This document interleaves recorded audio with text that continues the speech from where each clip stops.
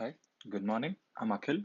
Now in this video, I'll show you how to use Linux socket programming on Deter Labs. Now to do this, go to your web browser and open isi.deterlabs.net. And in this page, you will be redirected to login and give your username and password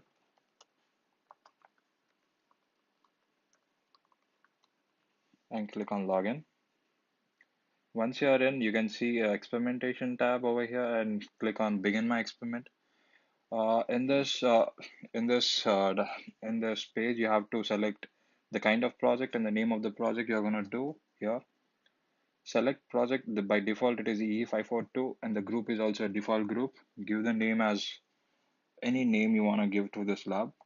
I'm giving lab2, and a short description of what you wanna do. And I'm giving Linux socket programming. And for this, you have to choose a NS file, which is a network simulation file, which consists of all the details of the nodes you're going to use in this experiment, and the bandwidth and the delay and the loss between these links, and the kind of operating systems these nodes are going to use. For this, I'm going to choose file. I already have downloaded this file, and it is in my basic.ns file. And now in the swapping, just make ideal swap as 1 hour and check this swapping immediately. Now you can see my Deter lab. Since I have already created this experiment, you can see that the experiment is already swapped in. And now if you go to visualization, you can see that there are two nodes being created, which is one is node A and one is node B with 30 Mbps bandwidth and 50 milliseconds delay and 1% loss. And you can now also see the NS file over here, which says we have created two nodes and the same details as we have seen in the visualization tab. Now in this experiment, basically we are gonna establish a client and a server connection between two terminals, one will act as a client and one will act as a server. The client will request the server, and the message will be transferred from the client to the server side. Now to do this, we need the two codes of server and the client, which are already written in the C, which are on my local machine, which are go to documents, C programs, and the programs are server.c. Now you can see this is the C program for the server side, and this is the program for client in the C programming. Now these are in my local desktop. Now I need to move from my local desktop to the remote side. To achieve this, I'm going to use FileZilla, which is a app to transfer files from the local machine to the remote site, which uses a simple file transfer protocol, that is SFTP protocol. For this, just enter the host name which you are going to do, which is USC at users.net. Enter the username USC542AE and the password,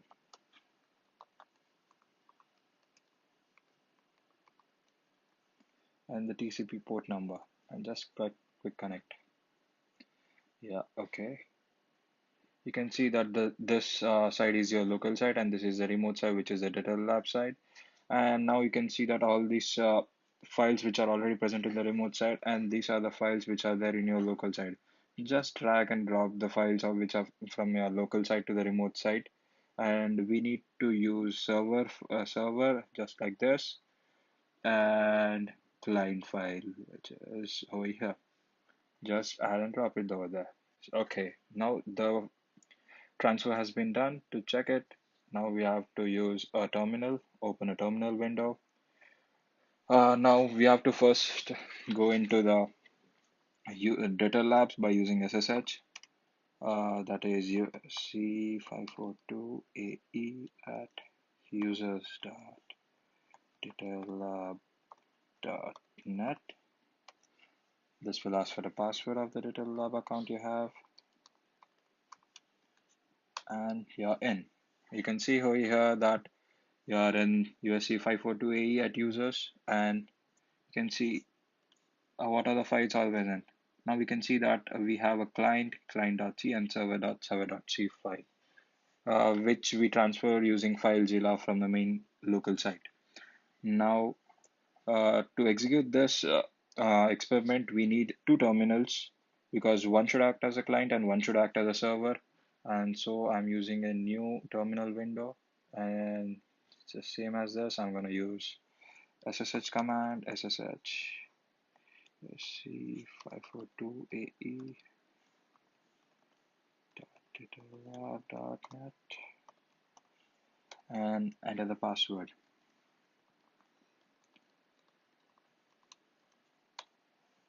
Now you can see that you are all in USC 542 AE at users. Now you have to access the nodes, which will act as a server and a client. To access the nodes, you need to SSH followed by the qualified name. The qualified name is present in this details tab over here. You can see that this is a qualified name. You just have to copy and paste it over there. Okay, see SSH. Yeah, you can see that you are in the USC 542AE node A, and you have to do the same thing for this. SSH, copy paste this qualified name to enter into the node B, and you can see that you are in the node B file. You can see that the server and client files are already, you can see that client and the server files are already there in this node A, and you can see in this as well. Yeah, they are present. Client and server.c files are already present in this. Now, to execute this lab, we have to compile the programs first. Since I've already compiled, we can see that make client. Client is up to date, and we are going to make this as a server. We'll see make server. Yeah, you can see that server is also up to date, and now we'll run the program /server, and I'm giving a random port number that is 1234. And you can see a message like server is up and running on port number 124. Now we have to access this from the client side. Okay, to access from the client side, we need the IP address of this server. So we'll abort this process and check the IP address of this. Okay, the IP address is 10.1.1.2. Okay.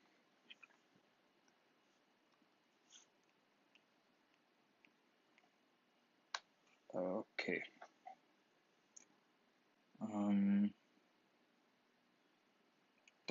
/server 345.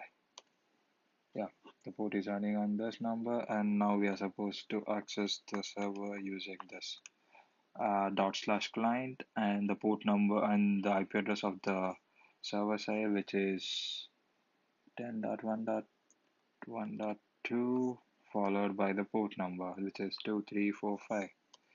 Yeah, you can see we have a dialog, we have a message like enter a message, hi, I am Akhil, and press enter. You can see that in the server side we got a message, hi, I'm Akhil, and the client side, and the server acknowledges the client that it got the message. Okay, and you can also see that the client connection has been terminated, but still the server connection is on. This is very essential because in the real world scenario, the server should be active all the time because it has to accept all the new client connections. And that's it. Thank you.